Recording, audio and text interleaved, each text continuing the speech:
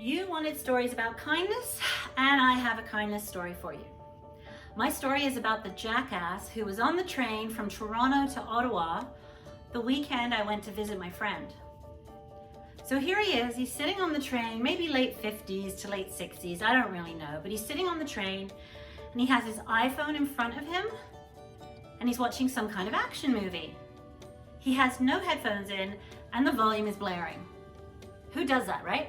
It's like, okay, I get that you're the center of your universe, but I'm not really sure why you think you should be the center of my universe too. Like, has it not occurred to you that maybe I want to sit there quietly and just watch the scenery go by? Or maybe I want to sit there and peacefully scroll through my social feed or read my book or take a nap?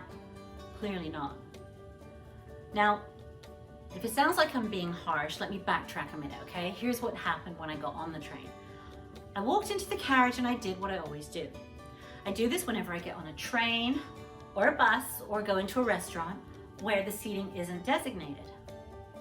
I look around and I'll admit, it's an obsession, some might say it's an illness, but I have this obsession where I have to find the perfect seat.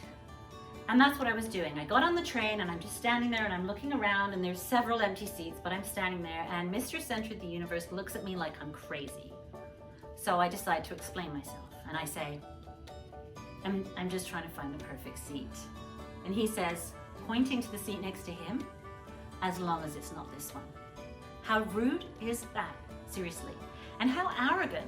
I mean, there were several seats available. There were several rows available. How arrogant of him to think that I might choose to sit next to him. Like I said, the guy was a complete jackass. But here's the thing. He actually wasn't. He was actually a really kind man.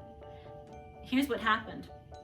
A little ways into the journey, I decided to take a nap because it's a 4-hour trip from Toronto to Ottawa. So I took my bag and I put it on the floor and I lifted up the armrest that never goes all the way up because it's like there's a conspiracy to not let you sleep on transit. And I crammed myself in there and I assumed the fetal position.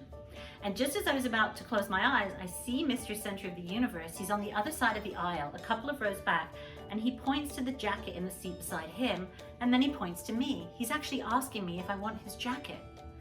I really didn't expect this from him, right? So I just smiled and said, no, I'm good. And I went to sleep, but I was in shock. And a little bit later, my phone vibrated, so I woke up because I had an incoming call, and as I opened my eyes, again, I see Mr. Center of the Universe.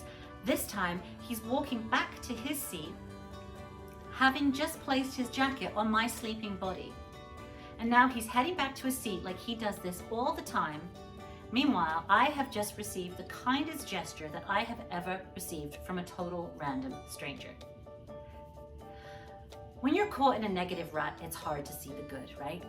And when you're caught in a carriage with a guy who thinks it's okay to blare the volume on his Rambo movie, it can also be hard to see the good. So what do?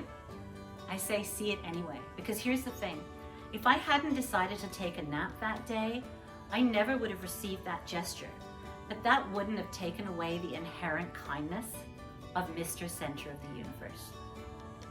So here's the point of my story. The situation may not always shine a light on the good, but that doesn't mean the good isn't there. So give the good the benefit of the doubt, people. It'll make for a kinder world.